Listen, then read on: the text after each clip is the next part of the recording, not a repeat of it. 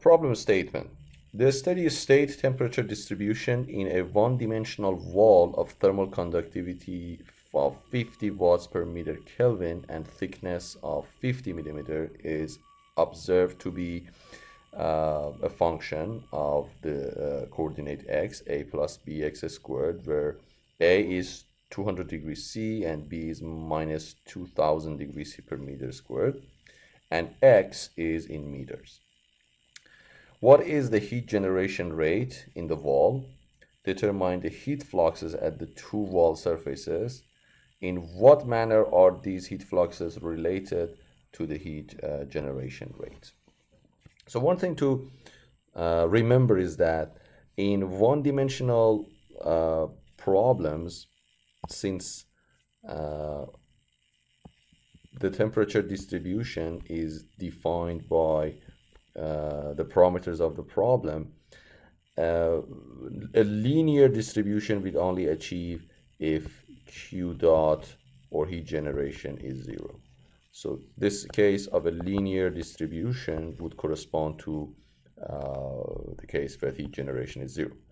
But clearly in this problem the temperature distribution is not linear, as you see here. Therefore this is not going to be the case. Therefore, we need to figure out what are the parameters here. So the question wants us to find the heat generation rate in the wall. In order to do that, I'm gonna write the energy equation, the heat diffusion equation for the problem. So let's go ahead and do that. Before doing that, I'm gonna draw a schematic of the wall. So here is the wall thickness. This is the direction x. We know the distribution, so this is the distribution. The function is given as Tx, and we know the conductivity. So in the next step, let me write the general heat diffusion equation. Partial with respect to x of k times partial t with respect to x plus partial with respect to y, k partial of t with respect to y plus partial with respect to z, k partial of t with respect to z plus heat generation Q dot equal to rho Cp dt over dt. Okay, now we have to think about the assumptions. So the assumptions that are applicable to this problem are the followings, and we'll see how that these assumptions are going to simplify the general heat diffusion equation. First, I'm going to assume it's a steady state. For a steady state problem, we can simply put the right side of the equation to be 0.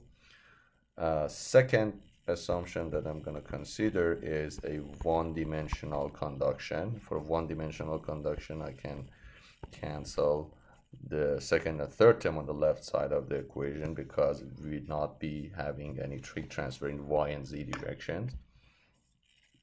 And the third assumption, I'm going to assume that the properties are constant. So it's a constant property situation.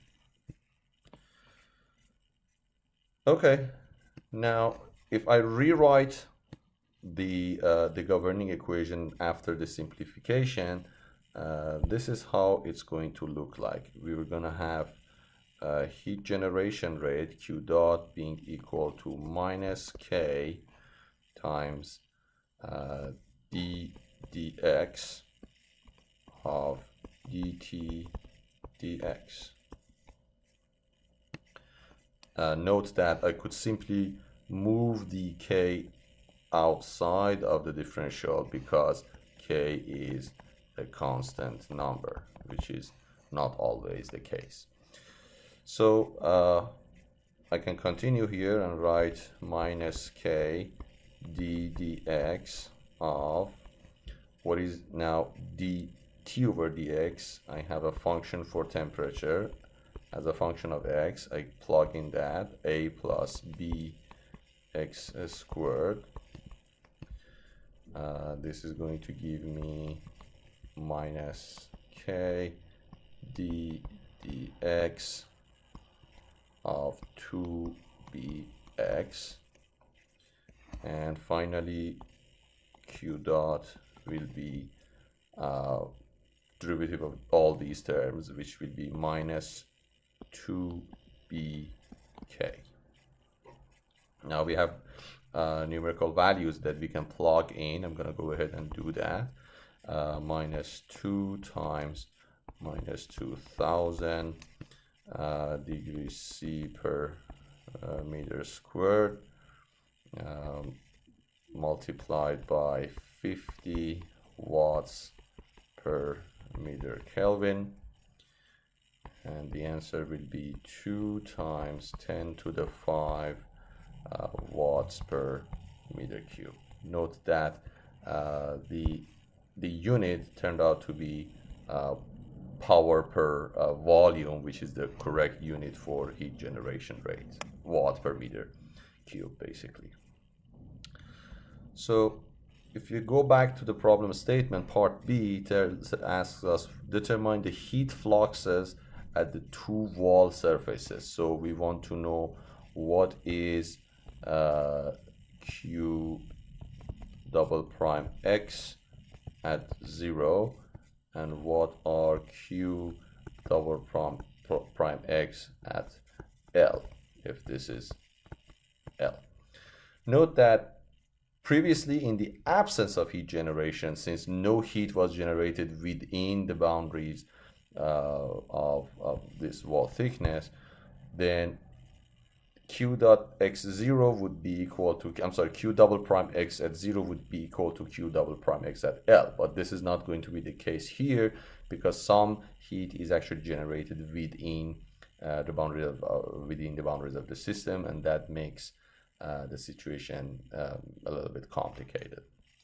But now, since we already know how the temperature distribution,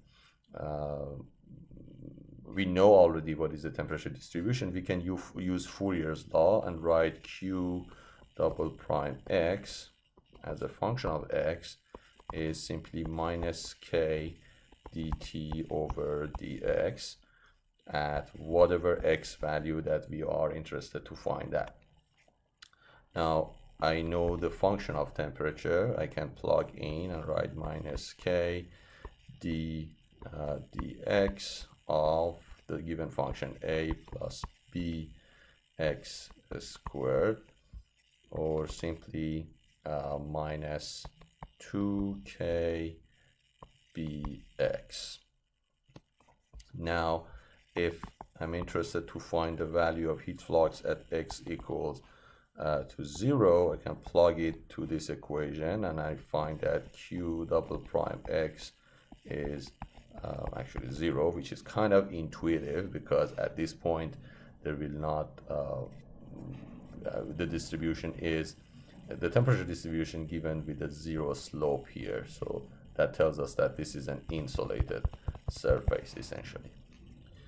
Now, if we are interested to find the value of heat flux at x equals L, I can just plug in the right number for x, which is L, and the value of heat flux will be minus 2k BL. If I plug in the numbers, will be minus 2 times 50 watts per meter Kelvin times minus 2000 degrees C per meter squared, and this is times 0.05 meter. If you do the math, Q double prime X at L will turn out to be 10,000 watts per meter squared.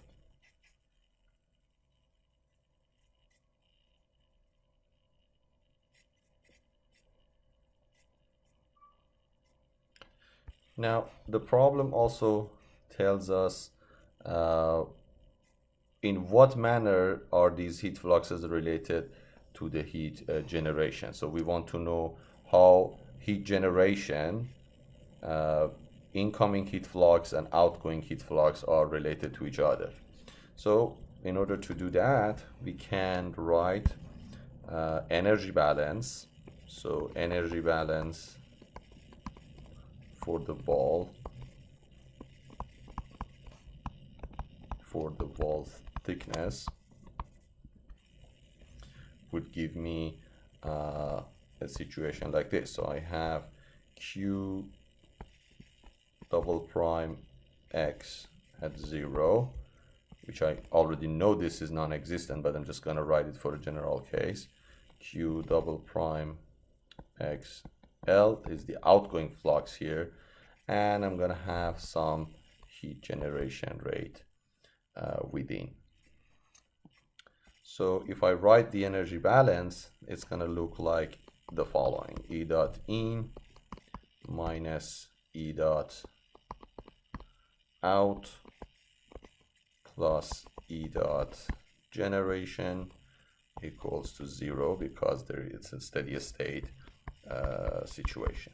The right side is going to be 0. Now Q dot into the control volume, if I pick the control volume to be the area inside the dashed line, therefore my E dot in is simply Q double prime X at 0 minus Q double prime X at L, and there's another term plus Q dot times L. This is also going to be 0. Now if I solve this for Q dot, then I will have Q double prime X at L minus Q double prime X at 0, X equals 0 over L, and plugging in the values that I know, I will have 10,000 watts per meter squared minus 0, because I know Q dot X at 0 is 0, over 0.05 meter.